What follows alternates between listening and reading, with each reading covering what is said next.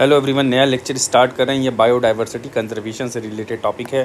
So we will deal with the topic of biodiversity conservation किया जाएगा। तो क्या है बायोडाइवर्सिटी कंजर्वेशन, आइए देखते हैं।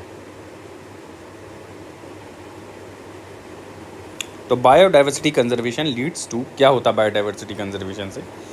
इकोलॉजिकल कंजर्वेशन है, conservation of ecology and genetic diversity. तो किसको कंजर्व करना है? इकोलॉजी को, ठीक है, आसपास के एनवायरनमेंट को। And then you have to conserve the genetic diversity. तो नंबर ऑफ स्पीसीज रिचनेस रहे, ठीक है, species diversity that is the genetic diversity. Species diversity रहे, ठीक है, डिफरेंट डिफरेंट स्पीसीज। देखो, अगर सिमिलर स्पीसीज़ का यहाँ कंसेप्ट ये कि एक स्पीसीज़ है, तो अगर एक सिंगल स्पीसी है वो आपस में इंटरब्रीड कर सकती है, ठीक है, ये ब्रीड करता है, इंटरब्रीड, ठीक है, इसमें आपस में इंटरब्रीडिंग होगी।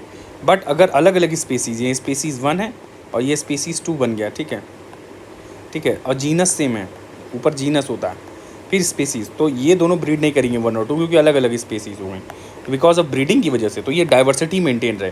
कोई जीनस है, उसके डिफरेंट स्पीसीज़ बन गए, ये जीनस था, अलग species S1 S2 S3 S4, तो एक डाइवर्सिटी मेंटेन रहे, ठीक है। आइए और आगे देखते हैं। और इकोलॉजी मेंटेन रहे, preserving the continuity of food chain, food chain की कंटिन्यूटी बनी रहे, ये सारी चीज़ें आती हैं। सस्टेनेबल यूटिलाइजेशन हो रिसोर्स का, कांस्टेंट फ्लो हो इकोसिस्टम सर्विसेज एंड गुड का। तो फूड चेन मेंटेन रहे, क्या मेंटेन रहे? Food chain. तो फूड चेन मेंटेन रहे, ये बड़ी बात हो जाती है। और एक सस्टेनेबल, यहाँ पे लिखा है ना, सस्टेनेबल यूटिलाइजेशन ऑफ रिसोर्स हो, और कांस्टेंट फ्लो क्या? Ecosystem services and goods. तो पूरा biodiversity conservation leads to that. तो प्लांट्स एनिमल्स, बायोडाइवर्सिटी में प्लांट्स में आ जाएंगे, एनिमल्स भी आ जाएंगे, तो फ्लोरा और फोना दोनों आ जाएगा। तो when we conserve and protect the whole ecosystem को जब हम कंजर्व करते हैं या प्रोटेक्ट करते हैं,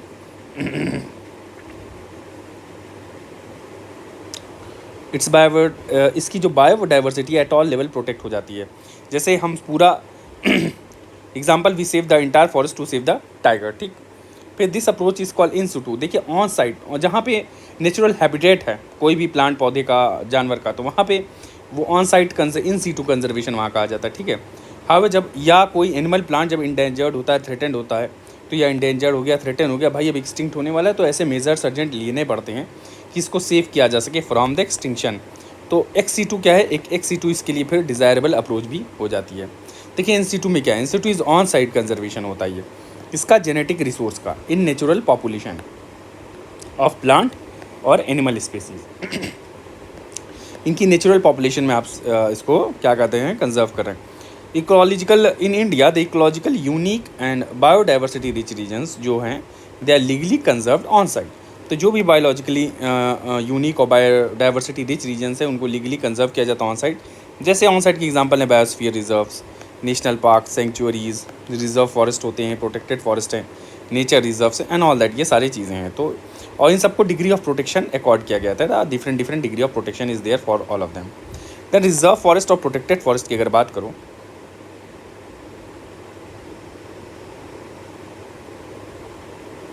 अगर आप रिजर्व फॉरेस्ट और प्रोटेक्टेड फॉरेस्ट की बात करो, तो इनको नोटिफिकेशन से डिक्लेयर किया जाता है स्टेट गवर्नमेंट के द्वारा, by the respective state government, और इनको इंडियन फॉरेस्ट एक्ट 1927 के तहत जो है इनको प्रोटेक्शन दे दिया गया। टिपली जो रिजर्व फॉरेस्ट हैं, दे अपग्रेड कर दिया जाता है, इनको वाइल्ड लाइफ सेंचुरीज़ में भी अपग्रेड किया जाता है, फिर इनको नेशनल पार्क्स में भी अपग्रेड किया जा सकता है, ठीक है। तो विथ ईच कैटेगरी जैसे जैसे देखिए अपग्रेड कर रहे हो, तो डिग्री ऑफ प्रोटेक्शन बढ़ता जा रहा है। तो this higher degree of protection, तो आपने वाइल्ड लाइफ सेंचुरी से ज़्यादा प्रोटेक्शन चाहिए तो नेशनल पार्क कर दिया आपने, तो this increase degree of protection, और गवर्नमेंट फंडिंग भी आपको ज़्यादा फिर मिलने लगती है। तो प्रोटेक्टेड फॉरेस्ट हैं, जो रिवर्स फॉरेस्ट, जो भी रिजर्व फॉरेस्ट हैं, they differ in one single aspect में डिफर करते हैं। जैसे जो भी प्रोटेक्टेड और रिजर्व फॉरेस्ट है, यहाँ पे है ना, the protected and reserve forest differ in one single aspect. क्या है वो एस्पेक्ट? कि right to all activities like hunting and grazing etcetera in reserve forest are banned. अगर रिजर्व फॉरेस्ट की अगर बात किया जाए, तो जैसे हंटिंग है, ग्रेजिंग है, ये सब रिजर्व फॉरेस्ट में बैंड हो जाती है, unless specific orders are issued. कोई ऑर्डर आ गया अलग से तो अलग चीज़ है, वरना ये सब प्रोहिबिटेड है। All activities are prohibited unless permitted. तो रिजर्व फॉरेस्ट में है कि सारी एक्टिविटीज़ जो होती हैं ये प्रोहिबिट हो जाती हैं अनलेस परमिटेड। प्रोटेक्टेड फॉरेस्ट में क्या है कि such rights are sometimes given to communities living on the fringes of the forest who sustain their livelihood from forest resource. तो भाई प्रोटेक्टिव फॉरेस्ट में क्या होता है, जो इसके फ्रिंज में, पेरीफरी में जो कुछ कम्युनिटीज़ रह रही होती हैं, इनको क्या हुआ, इनको कुछ छूट दे दी जाती है, ठीक है, इनको कुछ राइट्स दिए जाते हैं, क्योंकि इनकी रोजी रोटी जो है, दे लाइवलीहुड है, कमाना खाना जीना, ये सब फॉरेस्ट रिसोर्स पे डिपेंड करता है। तो रिजर्व फॉरेस्ट में इस तरह की छूट दी जा सकती है, अरे प्रोटेक्टेड फॉरेस्ट में इस तरह की छूट दी जा सकती है, but not in the case of reserve forest. तो रिजर्व फॉरेस्ट में इस तरह की छूट नहीं दी जाती है, ठीक है। अगर देखो इन टर्म्स ऑफ प्रोटेक्शन, थोड़ा सा 1 मिनट चलिए आइए, अच्छा देखते हैं। इन टर्म्स ऑफ प्रोटेक्शन की बात किया जाए तो national park, wild life sanctuary, reserve forest, protected forest, ये सब जो हैं इनका जो है लेवल ऑफ प्रोटेक्शन है। तो नेशनल पार्क में सबसे ज़्यादा लेवल ऑफ प्रोटेक्शन है, फिर वाइल्ड लाइफ सेंचुरी में है, फिर रिजर्व फॉरेस्ट में है, फिर प्रोटेक्टेड फॉरेस्ट में। तो ये सारी चीज़ें रिज देखिए, प्रोटेक्टेड में थोड़ी छूट दी गई, पर रिजर्व में छूट बहुत कम दी जाती है, ठीक है, रिजर्व में छूट कम दी जाती है। वाइल्ड लाइफ सेंचुरी और वाइल्ड लाइफ रिफ्यूजेस की बात किया जाए तो वाइल्ड लाइफ सेंचुरीज क्या है यार, ये एरियाज वेयर जहाँ पे इंडेंजर्ड स्पीसीज़ है, इनको सेफ गार्ड किया जाता है। किससे? एक्सटिंक्शन से। किससे? एक्सटिंक्शन से बचाया जाए इन देयर नेचुरल। तो ये सेफ गार्डिंग कहाँ होती है? नेचुरल हैबिटेट में होती है। और they are safe from hunting नहीं होगा, इनका प्रीडेशन नहीं होगा, कॉम्पिटिशन कम है। तो सेंचुरी को फिर नेशनल पार्क भी बनाया जा सकता है और हायर लेवल ऑफ प्रोटेक्शन दे करके। तो wild life sanctuaries declare through a notification से डिक्लेयर की जाती है, no need to pass legislation. तो वाइल्ड लाइफ सेंचुरी डिक्लेयर करने के लिए आपको लॉ पास करने की ज़रूरत नहीं है।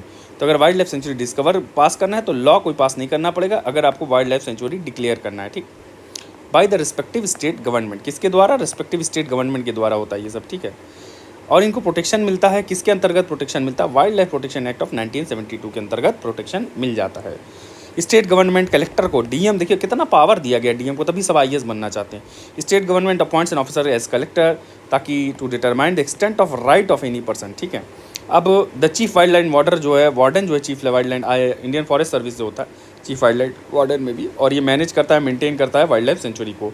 कौन मैनेज मेंटेन करता है? Chief wildlife warden manages maintains the wild life sanctuaries. कौन करता है? Chief wildlife warden. देखिए कुछ यहाँ पे राइट्स हैं लोगों के दिए गए हैं। तो सर्टेन राइट्स ऑफ पीपल जो इनसाइड द सेंचुरी रहते हैं, ये कुड बी परमिटेड। तो सर्टेन राइट्स, जैसे कि आपको प्रोटेक्टेड में दिया गया, रिजर्व में नहीं दिया गया था, प्रोटेक्टेड में कुछ दे दिया गया, वैसे सर्टेन राइट्स जो हैं लोगों के, दे आर पीपल जो सेंचुरी में रहते हैं कुछ परमिट किया जा सकता है, जैसे ग्रेजिंग एंड फायरवुड कलेक्शन। तो घास वास चरने की इजाज़त दे दी गई, भाई घास चरवा लो। फायरवुड का जो गिरे पड़े हैं कलेक्शन, भाई तोड़ काटने का तो नहीं होगा, बट ये रेगुलेटेड होता है। तो वाइल्ड लाइफ सेंचुरी में अगर कुछ दिया भी जाएगा तो स्ट्रिक्टली रेगुलेटेड। तो वाइल्ड लाइफ में कुछ सेंचुरी में कुछ करने का परमिशन भी दिया जा रहा है। Settlement are not allowed, WLS याद रखिए, वाइल्ड लाइफ सेंचुरी में सेटलमेंट एकदम अलाउ नहीं होता है। कुछ वाइल्ड लाइफ सेंचुरीज में सेटलमेंट्स होते हैं, कुछ हैं, कुछ अलग उसका रीजंस हैं। अब देखिए टाइगर रिजर्व क्या है। The protection of status of tiger reserve is the same as wild life sanctuary. तो जो टाइगर रिजर्व का प्रोटेक्शन का स्टेटस है वो वाइल्ड लाइफ सेंचुरी की तरह ही सेम है, ठीक है। बट दे आर मॉनिटर्ड, पर ये इसको कौन मॉनिटर? NTCA जो 2006 में बना था, वाइल्ड लाइफ प्रोटेक्शन एक्ट के अंदर जो NTCA का गठन हुआ था, ये इसको देखता है। तो टाइगर रिजर्व को कौन देखता है? NTCA, ठीक है भाई साहब। तो it is responsible for implementing project tiger. तो कई टाइगर रिजर्व हैं जिनको क्रिएट किया गया है, ठीक है, based on core buffer strategy के बेसिस पे। तो they are the various tiger reserves were created in the country based on core buffer strategy, ठीक है। एक कोर रीजन होगा जो हाईली प्रोटेक्टेड है, बफर है जिसमें कुछ एक्टिविटी, तो भाई कोर रीजन है, एक कोर रीजन आपने बना लिया, कोई एक्टिविटी नहीं, पर एक बफर रीजन आ गया, यहाँ पे बफर में कुछ एक्टिविटी कराई गई, कोर में एकदम नहीं कराई गई। तो इस तरह से टाइगर का भी कंजर्वेशन का कुछ चीज़ें देखी गई। चलिए आइए आगे देखा जाए। नेशनल पार्क, ये देखिए क्वेश्चन आया था मेंस का, तो हटाइए अभी। नेशनल पार्क क्या है भाई? देखिए national park just like the wild life sanctuary, इनको भी नोटिफिकेशन से डिक्लेयर किया जाता है by the respective state government, ठीक है। और प्रोटेक्शन मिलता है WPA 1972 में, वाइल्ड लाइफ प्रोटेक्शन एक्ट 1972। जो सेंचुरी और नेशनल राइट्स के बीच में देखिए क्या डिफरेंस की बात की गई यहाँ पे, क्या डिफरेंस है सेंचुरी और नेशनल पार्क के बीच में? Wasting of rights of people, तो ये किसमें? इनसाइड। तो जो अधिकार दिया जाता है, इन दोनों में डिफरेंस बस ये है कि wasting of rights of people living side, भाई जो इनसाइड पीपल रह रहे हैं, जिनको यह इजाज़त दी गई है रहने की, और उनके क्या क्या अधिकार हैं, बस ये डिफरेंस आता है इन दोनों में, जो थोड़ा सा महत्वपूर्ण डिफरेंस है। देखिए अनलाइक ए सेंचुरी में देखिए क्या है कि कुछ सर्टेन परमिट्स या राइट्स दिए जाते हैं थोड़ा बहुत, ठीक है, but highly regulated, it is highly regulated, कुछ अलाउ कर दिया जाता है। बट जो नेशनल पार्क है, नो राइट्स आर परमिटेड। भाई नेशनल पार्क में तो कोई राइट ही नहीं परमिट किया गया, no rights are permitted in the national park, ठीक है, कोई राइट नहीं परमिट किया नेशनल पार्क में। एक मिनट,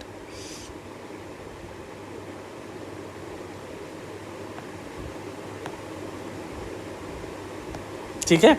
आइए, नो लाइफ स्टाइल ग्रेजिंग। अभी देखिए लाइफ स्टॉक ग्रेजिंग भी है, शैल ऑल्सो बी, देखिए हाँ, no lifestyle grazing shall also be permitted in national park.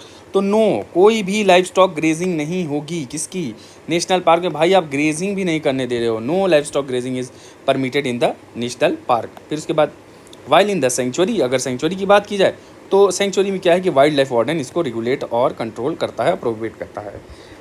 Boundaries जो है वाइल्ड लाइफ सेंचुरीज की स्पेसिफाई नहीं की जाती हैं, while they are clearly defined in the case of national park by the state government. बहुत बढ़िया important line है भाई साहब, ये लाइन ये कहता है कि boundaries of wild life sanctuaries are not specify. जो वाइल्ड लाइफ सेंचुरी की बाउंड्री बना दी आपने, ये बाउंड्री स्पेसिफाई नहीं होती है कि कहाँ से कहाँ तक है क्या है, ठीक है। पर ये सबसे इंपॉर्टेंट वाली बात, ये मिटा दूँ यहाँ पे मैं, पर सबसे इंपॉर्टेंट बात है, not specified but clearly defined and demarcated in case of national park by the state government. पर स्टेट गवर्नमेंट द्वारा नेशनल पार्क में ये क्लियरली डिफाइंड हो जाएगी। अभी है हमारे पास समय, देखिए 30-40 मिनट का टारगेट रहेगा बस, क्योंकि वीडियो अपलोड करने में मुझे प्रॉब्लम आ रही है। तो state government has all the rights of land to be included in the national park.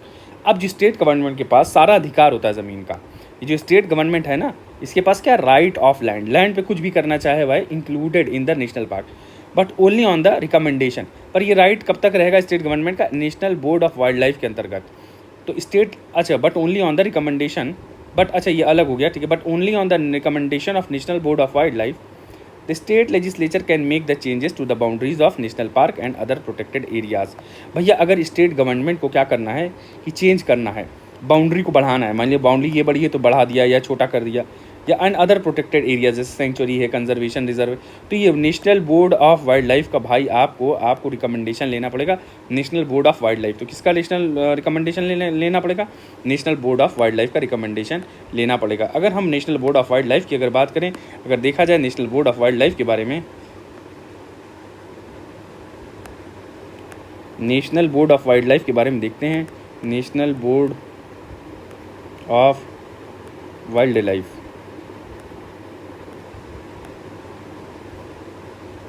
आइए national board of wildlife के बारे में देखा जाए तो ये कंस्ट्रक्शन स्टैट्यूटरी बॉडी है, बोर्ड है, ये 1972 के अंतर्गत ही ये प्रिय है। तो हम विकीपीडिया से देखेंगे किसी की साइट से जाने से अच्छा। अगर आइए ऑफिसर्स प्लस पे यहाँ लिया हुआ है, आइए ऑफिसर्स प्लस पे देखते हैं, ऑफिसर्स प्लस पे आइए, देखा क्या है ये खुल नहीं रहा है, थोड़ा विकीपीडिया पे देख लिया जाए, सबसे आसान होगा यार, विकीपीडिया पे देख लिया, ठीक है, ये आपका हो गया। अब इसको मैं सर्च कर देता हूँ, ठीक, थोड़ा सा नेट धीमा चल रहा है, आप लोग प्लीज़ प्ले स्पीड बढ़ा लीजिएगा। तो national board of wildlife के बारे में देख लिया जाए तो फिर आगे बढ़ा जाए, नहीं तो बाद में देख लेंगे, क्या करना है। देखिए यहाँ टाइम ज़्यादा लग रहा है समय, तो इसको मैं हटा देता हूँ अभी फ़िलहाल, समय ज़्यादा लग रहा है तो आगे देखा जाएगा। अच्छा देखिए, एक नया आपको एक और ज्ञान मिलेगा, नया ज्ञान अर्जित कीजिए। ये क्या है कि सुप्रीम कोर्ट से रिलेटेड है कि सुप्रीम कोर्ट ने जून 2022 ने क्या किया था कि mining with in the national park and wild life shell not be permitted. तो 2022 में हमारे आदरणीय सुप्रीम कोर्ट का फैसला आया था कि जजों का कि माइनिंग जो है नेशनल पार्क और वाइल्ड लाइफ सेंचुरी में परमिट नहीं। तो ये जाहिर सी बात है, क्यों माइनिंग परमिट कर रहे हो भाई साहब, बिल्कुल नहीं। आप देखिए बायोस्फीयर रिजर्व की बात किया जाए, बायोस्फीयर रिजर्व जैसे WLS देखा, ये सब देखा। बायोस्फीयर रिजर्व भी है कि लार्ज एरिया, बड़े एरिया हैं जिसमें टेरेस्ट्राइल, मरीन और कोस्टल इकोसिस्टम। बहुत बड़ी बात है कि अगर आप बायोस्फीयर रिजर्व के अंदर आप कहोगे तो टेरेस्ट्राइल ही मानोगे, यहाँ मरीन है या कोस्टल इकोसिस्टम, मरीन भी आ सकता है। यूनेस्को ने बायोस्फीयर रिजर्व को कहा है as learning place for sustainable development involving the conservation of wildlife, plant, animal resource and the traditional life of tribal. तो बायोस्फीयर डिजर्व की देखिए लंबी चौड़ी जो डिफिनीशन यूनेस्को ने कहा कि बायोस्फीयर रिजर्व के बारे में कि learning place for sustainable development, जिसमें कंजर्वेशन हो जाएगा, बचाया जाएगा, किसको संरक्षण किया जाएगा, किसको कंजर्व, वाइल्ड लाइफ को कंजर्व किया जाएगा। वाइल्ड में जो जीवन रह रहा, वाइल्ड लाइफ, प्लांट आ जाएंगे भैया, पेड़ पौधे आ गए, फ्लोरा फौना मतलब एनिमल, फ्लोरा मतलब प्लांट से रिलेटेड, फौना मतलब एनिमल किंगडम से रिलेटेड, और ट्रेडिशनल लाइफ ऑफ ट्राइबल्स। तो ये बहुत महत्वपूर्ण बात है कि ट्रेडिशनल लाइफ ऑफ ट्राइबल्स को भी बचाने के लिए वाइल्ड लाइफ कंजर्वेशन में जो बायोस्फीयर रिजर्व में बात कही गई यूनेस्को के द्वारा, इसमें बायोस्फीयर रिजर्व में ट्रेडिशनल लाइफ ऑफ ट्राइबल्स को भी बचाने की बात की गई है। जो बायोस्फीयर रिजर्व इन इंडिया में हैव वन और मोर नेशनल पार्क और वाइल्ड लाइफ सेंचुरीज। जो इंडिया में बायोस्फीयर रिजर्व है, इन्हीं के अंतर्गत एक या एक से अधिक वाइल्ड लाइफ नेशनल पार्क और वाइल्ड लाइफ सेंचुरी आ सकते हैं। ठीक है, यहाँ पे लिखा है ना, ये प्रमाण यहाँ पे है, इसका मिल जाएगा कि देखिए, a biosphere reserve in India में हैव वन और मोर नेशनल पार्क और wild life sanctuary. Biosphere reserve जो होता है ये डिजाइनेटेड होता है under UNESCO's intergovernmental man and biosphere reserve programme. तो MAB मैन और बायोस्फीयर रिजर्व प्रोग्राम के अंदर जो है एक इंटर गवर्नमेंटल प्रोग्राम है, इसी में रिकॉग्निशन मिला है यूनेस्को के अंतर्गत। After the national government nominate them. ठीक, नेशनल गवर्नमेंट जो है, जो भी सरकारें होती हैं हर कंट्री की अलग अलग, वो नॉमिनेट करती हैं, तो they are internationally recognised by UNESCO's MAB। पर जे बट दे आर एडमिनिस्टर्ड, तो रिकॉग्नाइज MAB को कौन करेगा? यूनेस्को। बट ये जो है अलग अलग कंट्री है, ये सारी कंट्रीज़ हैं ABCD, ये सब जो है इनके जुरिस्डिक्शन में आएंगे, जो भी आएंगे। ठीक, ये सब इन्हीं के जुरिस्डिक्शन में आएंगे। तो sovereign jurisdiction, but they are administered under the sovereign jurisdiction of the countries. ये कंट्री ए अपने बायोस्फीयर रिजर्व को देखेगी, बी अपने को देखेगी, सी, ये लोग काम यही करेंगे। But it will be recognised under main final, UNESCO इनको रिकॉग्नाइज करेगा। पर ये बायोस्फीयर रिजर्व का नॉमिनेशन कौन करता है? National government nominate them. National government जो है अपनी अपनी जिनकी हर कंट्री की वो नॉमिनेट करती है। देखिए, designation of a site as biosphere reserve, अगर किसी साइट को आपने बता दिया तो it does not affect the legal status of land, forest and regulations for natural resource and their ownership remains unchange. तो इनकी जो ओनरशिप अगर आपने बायोस्फीयर रिजर्व दिखा दिया तो ये लीगल जो स्टेटस है किसका, लैंड का, फॉरेस्ट का, या रेगुलेशन जो है नेचुरल, ये सब चेंज नहीं होता, उसकी ओनरशिप भी सब कुछ सेम रहता, बस आप रिकॉग्निशन मिल गया है। देखिए, Indian national man and biosphere, Indian national man and biosphere reserve जो कमेटी बनी, बायोस्फीयर कमेटी बनी, ये बनी थी मिनिस्ट्री ऑफ इन्वायरमेंट फॉरेस्ट का, जिसका नाम बाद में MUFCC कर दिया गया। ये आइडेंटिफाई करती है और रिकमेंड करती है पोटेंशियल साइट्स। तो ये देखिए, आप जो कमेटी बनी है, कमेटी का ये गठन जो हुआ है, Indian national man and biosphere reserve committee MOA, ये क्या करेगी? ये रिकमेंड करेगी। ये क्या रिकमेंडेशन पता है ना, रिकमेंडेशन क्या बताया? रिकमेंड कर रही, पहले तो पहचानेगी, आइडेंटिफाई, यहाँ लफ्ज़ लिखा हुआ है आइडेंटिफाई, पहचानना, और फिर रिकमेंड करेगी कि भैया ये बायोस्फीयर रिजर्व को होने चाहिए। किसके द्वारा? कमेटी के द्वारा। Potential sites recommend for designation, तो कौन कौन सी साइट को बायोस्फीयर रिजर्व बनाया जाए, इसको पहचानना और फिर रिकमेंड करना। और ये यूनेस्को की जो गाइडलाइन है, MAB के अंतर्गत जो गाइडलाइन बनाई गई कि ये MAB होगा, तो MAB कैसे पहचानोगे, कौन सा एरिया होगा? तो एक गाइडलाइन बनाई गई यूनेस्को की, एक क्राइटेरिया रखा गया है MAB के लिए कि इस क्राइटेरिया के अंतर्गत ये MAB रिकॉग्नाइज होगा। उसके अंतर्गत जो है कमेटी जो बैठती है और ये पहचानती है और रिकमेंड कर देती है नाम। अब स्टेट गवर्नमेंट प्रिपेयर करता है management action plan which is approved and monitored by the Indian MAB। तो इंडियन नेशनल जो man and biosphere reserve committee है, उसको कौन मॉनिटर करता है और अप्रूव करता है? तो स्टेट गवर्नमेंट एक मैनेजमेंट एक्शन प्लान बनाती है। देखिए, स्टेट गवर्नमेंट है, एक मैनेजमेंट एक्शन प्लान बनाती, अब इसको अप्रूव और मॉनिटर कौन करेगा? यही कमेटी कर देगी। तो जो भी मैनेजमेंट एक्शन प्लान जो स्टेट गवर्नमेंट बना रहा है, उसको कौन अप्रूव कर रहा है? MAB कर रहा है। द गवर्नमेंट ऑफ इंडिया, जो हमारी जो सरकार है, ये फाइनेंशियल असिस्टेंस दे देती है 90/10 जो है रेशियो में दे देती है। नॉर्थ ईस्ट को ज़्यादा दिया जाता है, तो जो नॉर्थ ईस्ट में सेंटर रेजिस्टेंस ज़्यादा होता है, ठीक है, सेंटर 90 दे दिया गया, और हिमालयन स्टेट्स में 60/40 for the maintenance, improvement and development. तो ये सारी चीज़ें जो है फाइनेंशियल असिस्टेंस सरकार दे देती है 90/10 और 60/40 के रेशियो में MAB का डेवलपमेंट। देखिए, MAB में ये कमेटी का नाम याद रखिएगा कि मैन एंड बायोस्फीयर कमेटी है, ठीक है, यही आइडेंटिफाई करती है और नाम रिकमेंड करती है, और जो स्टेट गवर्नमेंट का प्लान बनता है इसी को अप्रूव और मॉनिटर भी करती है। तो जो भी MAB से रिलेटेड प्रोग्राम अप्रूव बनाएगा, ये जो MAB वाला जो बायोस्फीयर रिजर्व का मामला होगा, वो INMAB कमेटी देखेगी, ये बात याद रखिएगा आप। यूनेस्कोस क्राइटेरिया क्या है डिजाइनेशन के लिए, जो भी हम देख रहे थे criteria, a site must and effectively protected and minimally disturb core area, जो कोर का मिडिल एरिया है ये डिस्टर्ब नहीं होना चाहिए। Core area sustain viable population representing all trophic levels in the ecosystem, जितने भी ट्रॉफिक लेवल जो अभी मैं इन्वर्टेड ये से बना रहा हूँ, ठीक है, अगर मान लीजिए यहाँ पे ऑटोट्रॉफ्स आ जाएंगे, फिर यहाँ पे हर्बीवोर आ जाएंगे, फिर यहाँ पे क्या नाम है कार्निवोर आ जाएंगे, ठीक है, तो यहाँ पे एक बेस हुआ, ये प्रोड्यूसर्स हो गए, फिर ये कंज्यूमर्स, तो ये अलग अलग वो आ जाएंगे, क्या नाम है, तो ये हर्बीवोर आ गया, ठीक है, तो ये कंज्यूमर हो गए, सब प्राइमरी सेकेंडरी। तो ये जो पूरा जो ट्रॉफिक लेवल का सिस्टम है, तो इसमें जितने भी रिप्रेजेंटेटिव ऑर्गेनिजम्स हैं ये सब होने चाहिए, रिप्रेजेंटिंग ऑल ट्रॉफिक। तो सारा ट्रॉफिक ऑर्गेनिज्म का लेवल होना चाहिए इसमें, मतलब ऑटोट्रॉफ्स होने चाहिए, हर्बीवोर्स होने चाहिए, कार्निवोर होना चाहिए, डेट्रीवोरस भी होना चाहिए, ये सब सारी चीज़ें इसमें आ जाएंगी, ठीक है। अच्छा, a management authority to ensure the corporation of local cooperation. अब ये जो कोई भी मैनेजमेंट अथॉरिटी होगी ये इंश्योर करेगी कि there is cooperation of local या ट्राइबल कम्युनिटी का भी यहाँ कोऑपरेशन हो। देखो यहाँ पे एमएबी के प्रोग्राम में मैंने डिस्कस किया था कि देखिए जो भी डिफिनीशन आई थी एमएबी के प्रोग्राम में उसमें लोगों का जो हित बहुत ज़रूर देखा गया था। ठीक है, देखिए जो डिफिनीशन आई थी, काम देख रहे थे जहाँ कहा गया था लोगों के बारे में था,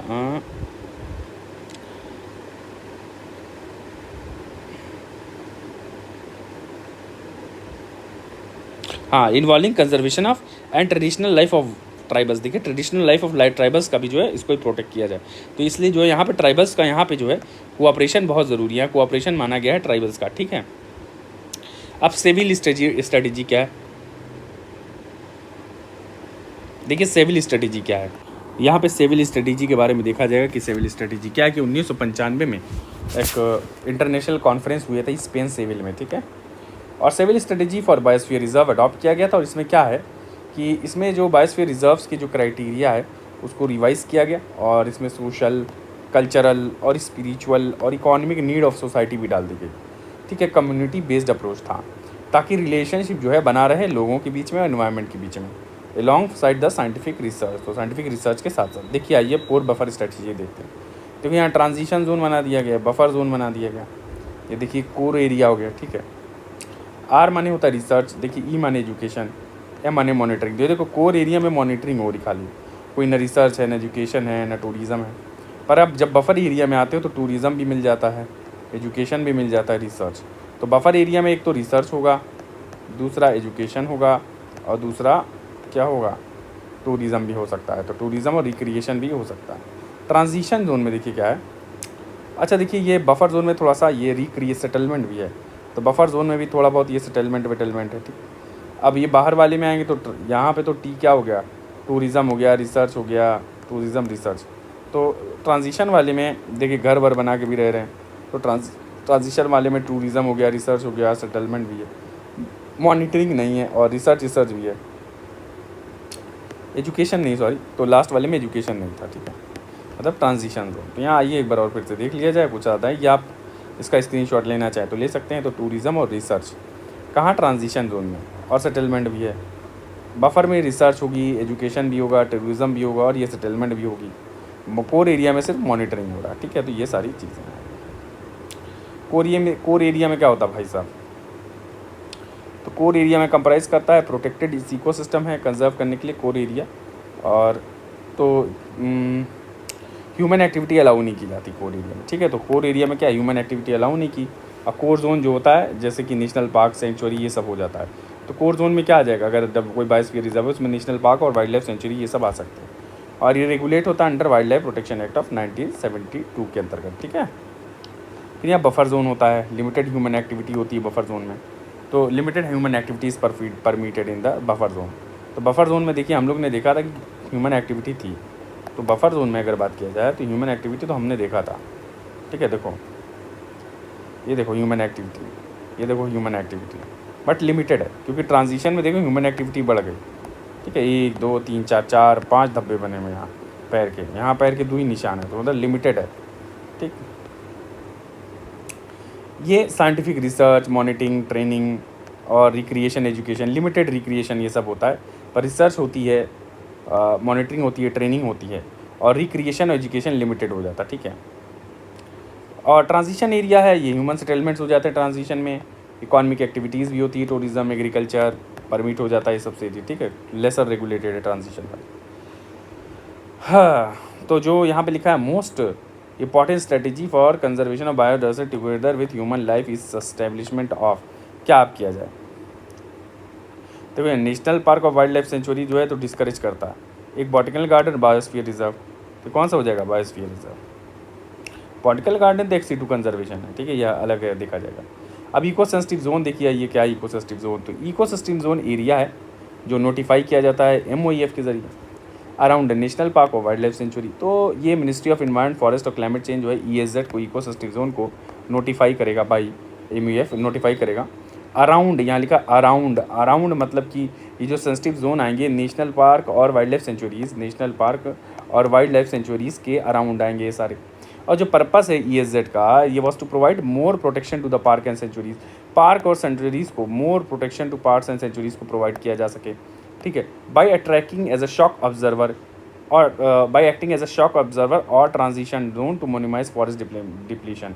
तो ये क्या करता है, एक्ट करेगा ये economic sensitive zone, eco sensitive zone as a shock observer, और ट्रांजिशन जोन को फॉरेस्ट डिप्लीशन जो है मिनिमाइज करना, ह्यूमन एनिमल कन्फ्लिक्ट से बचाना। तो ये सारा काम हो जाएगा इको सेंसिटिव जोन का। इको सेंसिटिव जोन बनाया जाएगा तो कोई भी शॉक ऑब्जर्वर है कि भाई हार्मफुल जो भी इम्पैक्ट होने वाला है उसको रोक दे, ठीक है, और transition zone to minimise forest depletion, transition zone में फॉरेस्ट डिप्लीशन को रोका जा सके, कम किया जा सके, और क्या है, ह्यूमन एनिमल कॉन्फ्लिक्ट को भी रोका जा सके। इस पर्पज़ से ESZ का गठन हुआ। देखिए, national wild life action plan जो है 2002 से लेकर के, आप इसको याद रखिएगा, 2026, 2002 से 2026 जो national wild life action plan है, ये it was stipulated that state government, क्या स्टिपुलेट किया, इसने बताया कि state government should declare land falling within 10 kilometre of boundary of national park and wild life sanctuaries as eco fragile. Fragile माने होता है नाजुक, तो इको फ्रेजाइल जोन है, नाजुक रीजन है, जो मतलब जहाँ पे बड़े एडवर्स इफेक्ट पाए जा सकते हैं। 10 किलोमीटर की बाउंड्री के अंदर land falling within 10 kilometre of boundaries of national park और वाइल्ड लाइफ सेंचुरी के अराउंड जो 10 किलोमीटर की बाउंड्री आ जाएगी, land falling within 10 kilometres of the boundary of national park, इसको इको सेंसिटिव जोन कहा जाएगा। और ये इन्वायरमेंटल प्रोटेक्शन एक्ट 1986 के अंतर्गत कहा जाएगा। तो कैसे कहा जाएगा, 1986 के अंतर्गत कहा जाएगा, ठीक है, इको सेंसिटिव जोन के बारे में। अब जो विड्थ है इको सेंसिटिव जोन की और जो टाइप ऑफ रेगुलेशन है, तो एक तो विड्थ हो गई इको सेंसिटिव जोन की, दूसरी जो रेगुलेशन का टाइप है, ये प्रोटेक्टेड एरिया से एरिया टू एरिया ये वैरी करता है, ठीक है, ये वैरी करेगा जो भी लेवल ऑफ प्रोटेक्शन है, किस तरह का प्रोटेक्शन किया जाएगा। और गवर्नमेंट जो इंडिया की, ये also notifies areas beyond 10 kilometre as eco sensitive zone. तो गवर्नमेंट ऑफ इंडिया भी नोटिफाई कर सकता है areas beyond 10 kilometre as eco sensitive zone. यहाँ पे state government should declare land following. तो MOEF के जो नेशनल वाइल्ड लाइफ जो एक्शन प्लान है, इसके अंतर्गत स्टेट गवर्नमेंट डिक्लेयर कर सकता है, पर यहाँ government can also of India से सेंट्रल गवर्नमेंट जो है, it can also notify area beyond 10 kilometre of ESZ if they hold large economically important sensitive corridor. अगर इसमें सेंसिटिव कॉरिडोर्स हैं, भाई जैसे कॉरिडोर क्या होते हैं, जहाँ एक जगह से दूसरी जगह जब माइग्रेट करता है जानवर में, तो वो कॉरिडोर बन जाता है। भाई देखो, एक प्लेस से दूसरे, तो अगर सेंसिटिव कॉरिडोर उसमें है तो उसको भी गवर्नमेंट ऑफ इंडिया नोटिफाई कर सकता है बियॉन्ड 10 किलोमीटर के ऊपर का। तो 10 किलोमीटर के अंतर्गत स्टेट गवर्नमेंट कर ही रहा है, उसके ऊपर बियॉन्ड 10 किलोमीटर, ठीक है, तो ये गवर्नमेंट ऑफ इंडिया भी नोटिफाई कर सकता है। नोटिफिकेशन है, लॉ नहीं पास होता इसके लिए। देखिए, द सुप्रीम कोर्ट ने जून 2022 में डायरेक्ट किया that protected forest and national park and wild life sanctuaries, जो प्रोटेक्टेड फॉरेस्ट हैं, नेशनल पार्क हैं या वाइल्ड लाइफ सेंचुरी हैं, should have mandatory eco sensitive zone of a minimum 1 kilometre. भैया देखिए, 2022 में सुप्रीम कोर्ट ने क्लियर कर दिया कि कोई भी नेशनल पार्क या प्रोटेक्टेड एरिया होगा, उसके अराउंड 1 किलोमीटर, मिनिमम 1 किलोमीटर वाला area mandatory ecosystem zone, compulsory ecosystem zone बन जाएगा। ये किसने कहा था, 2022 ने सुप्रीम कोर्ट ने कह दिया कि मैंडेटरी इकोसिस्टम जोन हो जाएगा। ये मैं रब कर देता हूँ, थोड़ा सा आसानी होगी। तो मैंडेटरी इकोसिस्टम जोन की बात की गई है with in 1 kilometre of area across all protected forest, national park and wild life sanctuary. तो 1 किलोमीटर मैंडेटरी तो रखो। स्टेट यहाँ 10 किलोमीटर कर सकता है स्टेट गवर्नमेंट, पर यहाँ आपको यहाँ पे 1 किलोमीटर का तो मेंटेन करना ही है। जो इको सेंसिटिव जोन है, ये they are based on core and buffer model of the management and the core has the legal status of being the national park। तो core एरिया के पास एक लीगल स्टेटस होता है of being the national park. यहाँ पे तो कोई human activity नहीं होती है। Buffer area however does not have the legal status of being national park. तो बफर एरिया में नेशनल पार्क में भी डिक्लेयर नहीं की जाती because the buffer area does not have the legal status of being a national park and could be a reserve forest, wild life sanctuary और tiger reserve. तो जो buffer area है, national park का दर्जा buffer area को नहीं दिया जाएगा, मतलब बफर एरिया में नेशनल पार्क नहीं होगा। It is always in the core area, national park always in the. पर जो बफर एरिया में क्या आ जाएंगे, wild life sanctuary, reserve forest और टाइगर रिजर्व। तो फिर से आइए देखा जाए कि बफर एरिया में क्या क्या आ सकता है। बफर एरिया में एक वाइल्ड लाइफ रिजर्व आ सकता है, वाइल्ड लाइफ सेंचुरी आ सकती है, या टाइगर रिजर्व आ सकता है। Tiger reserve, wild life sanctuary और रिजर्व एरिया, ठीक है। लीगल स्टेटस नेशनल पार्क का नहीं मिलेगा, ठीक। चलिए आइए देखा जाए। यहाँ भगीरथी इको सेंसिटिव जोन है, ठीक है, भगीरथी, ठीक है। यहाँ from Gaumukh to Uttarkashi was notified by MOEF। तो यहाँ याद रख लीजिए, भगीरथी इको सेंसिटिव जोन है, ये गौमुख से उत्तरकाशी के बीच में नोटिफाई किया गया था MOEF के जरिए। फिर लीगल स्टेटस की बात कीजिए, इन्वायरमेंट प्रोटेक्शन एक्ट जो 1986 है, ये मेंशन नहीं करता है इको सेंसिटिव जोन। अगर आपसे पूछा जाए कि क्या इन्वायरमेंट प्रोटेक्शन एक्ट 1976 मेंशन करता है इको सेंसिटिव जोन, तो आप कह देंगे नहीं, आप कहेंगे नहीं मेंशन करता इको सेंसिटिव जोन। कौन? Environmental protection act. The act only states का, एक्ट क्या स्टेट करता है कि जैसे government of India can restrict areas in which any industries operation और प्रोसेस शैल और शैल नॉट बी कैरीड आउट। तो इको सेंसिटिव एरिया जो नाम तो नहीं दिया गया इन्वायरमेंटल प्रोटेक्शन एक्ट में 1986 के, बट ये ओनली ये एक बात ये कहता है कि गवर्नमेंट ऑफ इंडिया जो है वो रिस्ट्रिक्ट कर सकता है एरियाज़, वो areas in which any industry operation और process shall not be carried out. तो वो एरिया का निर्धारण गवर्नमेंट ऑफ इंडिया वो एरिया डिक्लेयर कर देगा जहाँ कोई इंडस्ट्री ऑपरेशन या प्रोसेस नहीं होगा around these national parks and wild life sanctuaries जो इको सेंसिटिव जोन में आ जाएंगे। और मिनिमम 1 किलोमीटर का गारंटी रखा गया है कि भाई minimum mandatory 1 kilometre, supreme court का ऑर्डर आया था कि मैंडेटरी 1 किलोमीटर का आप इको सेंसिटिव जोन रखना ही रखना है। ठीक है, चलिए आइए देखिए, ये इन्वायरमेंट रूल्स हैं 1986 के, ये भी स्टेट करता है, क्या स्टेट ये कर देता है कि government of India can prohibit और restrict the location of industry को। गवर्नमेंट ऑफ इंडिया प्रोहिबिट भी कर सकता है, रिस्ट्रिक्ट कर सकता है लोकेशन ऑफ इंडस्ट्री। तो government has effectively use these 2 rules to declare EEZ। अब ये जो 2 रूल हैं, इन 2 रूल्स का गवर्नमेंट ऑफ इंडिया इसका इस्तेमाल करके क्या करता है, government of India has effectively use these 2 rules to declare the EEZ और EFA। देखिए अब ये काफ़ी टाइम हो गया है तो ये अब ख़त्म करते हैं। चलिए यहाँ पे थोड़ा सा और बचा, कंजर्वेशन रिजर्व कर लेंगे नेक्स्ट टाइम पे। तो यहाँ हम ये लेक्चर एक करते हैं तो लंबा लेक्चर हो जाता है तो अपलोडिंग में दिक्कत आती है। एक्टिविटीज़ प्रोहिबिटेड ये नेक्स्ट लेक्चर्स देखेंगे।